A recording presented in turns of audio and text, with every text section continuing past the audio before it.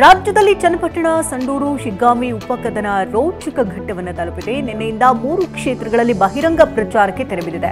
ಮತದಾನಕ್ಕೆ count down ಶುರುವಾಗಿದೆ. ಇವತ್ತು ಮನೆ ಮನೆ ಪ್ರಚಾರಕ್ಕೆ ಅವಕಾಶ ನೀಡಲಾಗಿದೆ.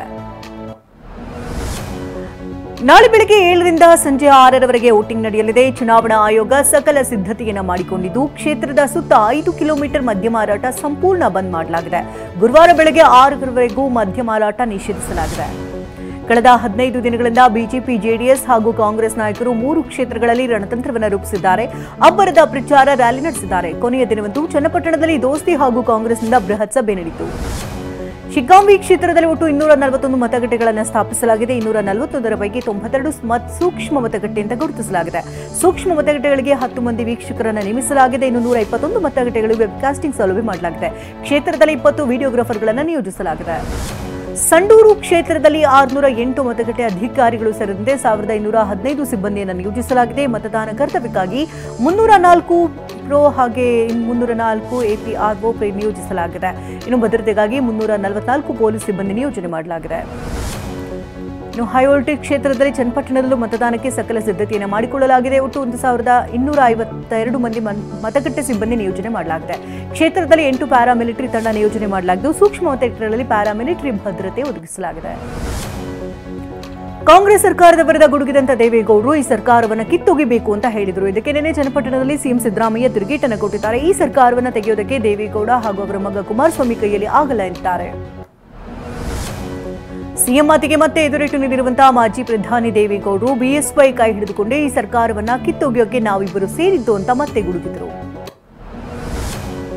ಚನ್ನಪಟ್ಟಣ ಕಡದಲ್ಲಿ ಕಣ್ಣೀರು ಸಮರ ಕೂಡ ಭಾರಿ ಸದ್ದು ಮಾಡಿತು. ದೇವೇಗೌಡರ ಕುಟುಂಬ ಕಣ್ಣೀರು ಹಾಕೋದೇ ಕೆಲಸ ಅಂತ ಕಾಂಗ್ರೆಸ್ ಕಿಡಿಕಾರಿತು. ಅದಕ್ಕೆ ದೇವೇಗೌಡರು ರೈತರಿಗೆ ನೋವಾದ್ರೆ ಮರುಗ್ತೇವೆ, ತಪ್ಪೇನು ಅಂತ ಅಂದ್ರು. ಆದ್ರೆ ನಿನ್ನೆ ಸಿಎಂ ಮಾತನಾಡಿ ಹಾಸನದಲ್ಲಿ ಹೋಗಿ ಅಳಬೇಕಾಗಿತ್ತು ಅಂತ ವ್ಯಂಗ್ಯವಾಡಿದ್ರು. ಯಾವ ಒಕ್ಕಲಿಗ ನಾಯಕನನ್ನು ದೇವೇಗೌಡರು ಬೆಳೆಸಲಿಲ್ಲ ಅಂತ ಸಿಎಂ ಬೆಂಕಿ ಉಗುಳಿದ್ದಾರೆ. ಇತಿಹಾಸವನ್ನ ಸ್ಮರಿಸಿ ನಿಮ್ಮನ್ನ ಸಿಎಂ ಮಾಡಿದ್ರು ಯಾರು ಅಂತ ಪ್ರಶ್ನಿಸಿದ್ರು. ದ್ವೇಷದ ರಾಜಕಾರಣ ಮಾಡುವುದರಲ್ಲಿ ದೇವೇಗೌಡರು ನಂಬರ್ 1 ಅಂತ ವಾಗ್ದಾಳಿ ನಡೆಸಿದ್ರು. ದೇವೇಗೌಡರು ಯಾರನ್ನೂ ಬೆಳೆಯುವುದಕ್ಕೆ ಬಿಡುವುದಿಲ್ಲ ಎಂಬ ಸಿಎಂ ಸಿದ್ದರಾಮಯ್ಯ ಮಾತಿಗೆ ತಿರುಗೇಟು ಕೊಟ್ಟರು. ನಿಮ್ಮನ್ನ ಹಣಕಾಸು ಮಂತ್ರಿ ಮಾಡಿದ್ದು ನಾನು ಅಂತ ಕಿಡಿಕಾರಿದ್ರು. ಶಿಗ್ಗಾಂವಿ ಕಾಂಗ್ರೆಸ್ ಅಭ್ಯರ್ಥಿ ಯಾಸಿರ್ ಪಠಾಣ್ ಸುತ್ತ ರೌಡಿ ಶೀಟರ್ ವಿವಾದ ಸುತ್ತಕೊಂಡಿದೆ. ನಿನ್ನೆ ಸುದ್ದಿಗೋಷ್ಠಿ ನಡೆಸಿದಂತ ಎಸ್ಪಿ ಯಾರದ್ದೂ ರೌಡಿ ಶೀಟರ್ ತೆಗೆದಿಲ್ಲ ಅಂತ ಹೇಳಿದ್ರು.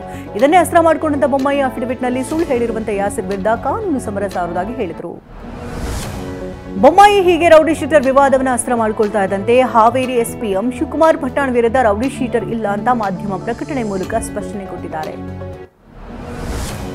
ಎಸ್ಪಿ ಮಾಧ್ಯಮ ಪ್ರಕಟಣೆ ಹೊರಡಿಸ್ತಾ ಇದ್ದಂತೆ ಮತ್ತೆ ತಿರುಗೇಟು ಕೊಟ್ಟಿರುವಂತಹ ಬೊಮ್ಮಾಯಿ ಸರ್ಕಾರದ ಒತ್ತಡಕ್ಕೆ ಮಣಿದಿದ್ದಾರೆಂದು ಆರೋಪಿಸಿದರು. ಇದಕ್ಕೆ ತಿರುಗೇಟು ಕೊಟ್ಟಂತಹ ಯಾಸಿರ್ ಪಠಾಣ್ ಕೈಲಾಗದವರ ಕೊನೆಯ ಅಸ್ತ್ರವೇ ಅಪಪ್ರಚಾರ ಅಂತಂದ್ರು.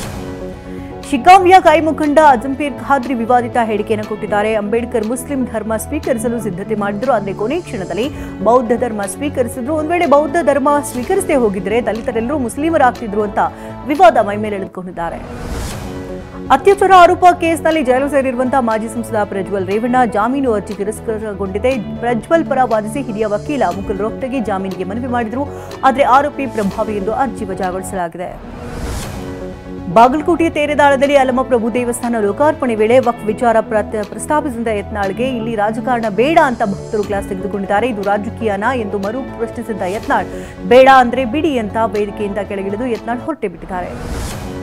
ಏರ್ ಇಂಡಿಯಾ ವಿಮಾನದಲ್ಲಿ ಹಿಂದೂಗಳು ಸಿಖ್ ಪ್ರಯಾಣಿಕರಿಗೆ ಹಲಾಲ್ ಊಟ ನೀಡುವುದಿಲ್ಲ ಎಂದು ಏರ್ ಇಂಡಿಯಾ ವಿಮಾನಯಾನ ಸಂಸ್ಥೆಯಿಂದ ಆದೇಶ ಪ್ರಕಟವಾಗಿದೆ. ಹಲಾಲ್ ಪ್ರಮಾಣೀಕೃತ ಮಾಂಸಾಹಾರಿ ಊಟವನ್ನು ನೀಡುವುದಿಲ್ಲ.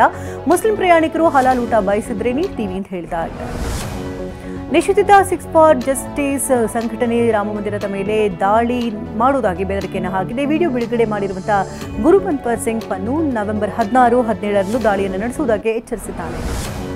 ಪ್ರಿಯಾಂಕಾ ಗಾಂಧಿ ವಯನಾಡ್ ಲೋಕಸಭಾ ಉಪಚುನಾವಣೆಯಲ್ಲಿ ಭರ್ಜರಿ ಪ್ರಚಾರವನ್ನು ನಡೆಸಿದ್ದಾರೆ. ಅಲ್ಲೂ ಕೂಡ ಬಹಿರಂಗ ಪ್ರಚಾರ ಅಂತ್ಯವಾಗಿದ್ದು ನಾಳೆ ಮತದಾನ ನಡೆಯಲಿದೆ. ಇನ್ನು ಪ್ರಿಯಾಂಕಾ ಪರ ಮಗ ರೈಹಾನ್ ವಾದ್ರಾ ಪ್ರಚಾರ ನಡೆಸಿ ಗಮನ ಸೆಳೆದಿದ್ದಾರೆ. ವಿಮಾನಯಾನ ಸಂಸ್ಥೆ ವಿಸ್ತಾರ ಏರ್ ಇಂಡಿಯಾ ಜೊತೆ ವಿಲೀನಗೊಳ್ತಾ ಇದ್ದು ನಿನ್ನೆ ವಿಸ್ತಾರ ತನ್ನ ಕೊನೆಯ ವಿಮಾನವನ್ನು ಹಾರಾಟ ನಡೆಸಿದೆ. ವಿಸ್ತಾರದ ಕೊನೆಯ ವಿಮಾನ UK 986 ವಿಮಾನ ನಿನ್ನೆ ದೆಹಲಿಯಿಂದ ಮುಂಬೈಗೆ ತನ್ನ ಕೊನೆಯ ಪ್ರಯಾಣ ನಡೆಸಿತು. ಭಾರತ ತಂಡದ ಮಾಜಿ ಆಲ್ರೌಂಡರ್ ಹಾಗೂ RCB ಮಾಜಿ ಬ್ಯಾಟಿಂಗ್ ಕೋಚ್ ಸಂಜಯ್ ಬಂಗಾರ್ ಅವರ ಪುತ್ರ ಆರ್ಯನ್ ಲಿಂಗ ಪರಿವರ್ತನೆ ಮಾಡಿಸಿಕೊಂಡು ಹೆಣ್ಣಾಗಿ ಪರಿವರ್ತನೆಯಾಗಿದ್ದಾರೆ. ಆರ್ಯನ್ ಎನ್ನುವ ಹೆಸರನ್ನ ಅನಾಯ ಬಂಗಾರ್ ಎಂದು ಬದಲಿಸಿಕೊಳ್ಳುವುದಾಗಿ ಹೇಳಿದ್ದಾರೆ.